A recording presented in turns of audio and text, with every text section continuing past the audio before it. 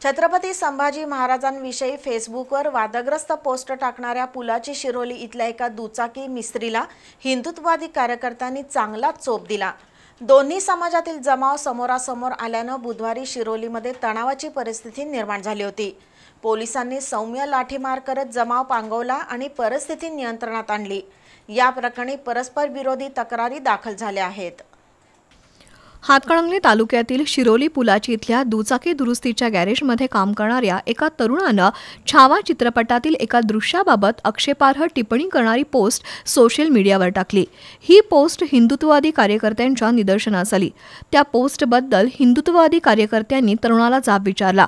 त्यावेळी हिंदुत्ववादी कार्यकर्ते मोठ्या संख्येने जमा झाले। दरम्यान दुसऱ्या समाजातील लोकही एकत्र आले। दोन्ही समाजाचे लोक समोरासमोर आल्याने प्रचंड तणाव निर्माण झाला आणि हाणामारी झाली। काही कार्यकर्त्यांनी वादग्रस्त पोस्ट करणाऱ्या दोघांना चांगला चोप दिला। याबाबतची माहिती मिळताच शिरोली MIDCचे सहाय्यक पोलीस निरीक्षक सुनील गायकवाड तातडीने फौज फाट्यासह घटनास्थळी दाखल झाले।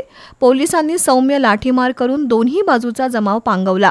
या प्रकरणी दोन्ही बाजूच्या कार्यकर्त्यांना पोलिसांनी ताब्यात घेतले।